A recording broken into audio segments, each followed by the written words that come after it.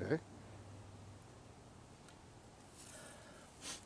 This is Charlie Stocker with Hey Garden Guide Charlie Stocker. Facebook, YouTube, heygardenguide.com, on our website, where we answer questions. You can send us any question you want, and we will answer it within hopefully 24 hours. We learn, you learn, we raise our garden IQs together. Plus we have a video, and we do that video every day. We do about 12 at a time, but you get a new video every day that lasts about 3 minutes. And right now we're talking about, in this season, which is the middle of October, we're talking about transplanting and separating perennial material you have in your landscaping that is starting to crowd itself out and not be as vigorous a plant as it once was when it was more singular, okay? The timing is, as I say, towards the early fall, and we're right in that early fall period now, and this is the reason. The soil temperatures are going down to about 55 degrees, and even though you may have a frost and the growth above the ground seems to be totally dormant, which it is, the growth below the ground is really, really active. So when you do this transplanting at this particular time, you're going to get a lot of root growth that will sustain it through next year, more so than if you wait until early December or you do it in the summertime.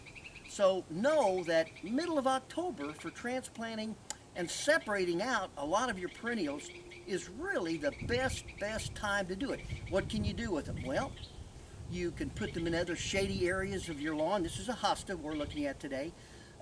You can share them, have a perennial party with friends, and maybe some perennials that you have that somebody else doesn't have. But the neat thing about it is, this particular hosta, it's an albo marginata. Nothing's wrong with it at all. It's just old age from the season. I planted this about 4 years ago. It's outgrown its area. So from one hosta, I now can get about 5 hostas. Let me show you.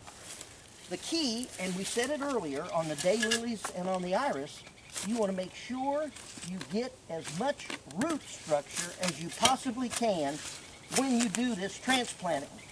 And it's really very simple. You simply move the shovel back and forth,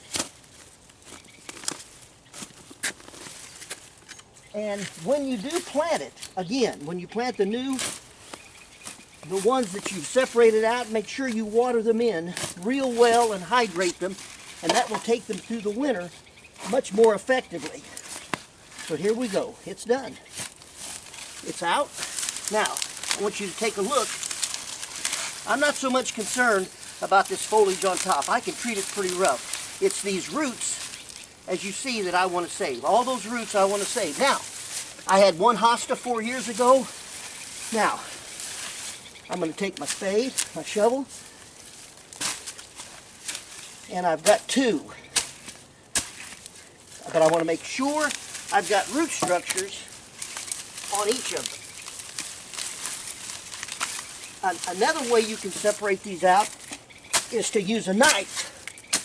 And a good sharp serrated knife will also do a good job.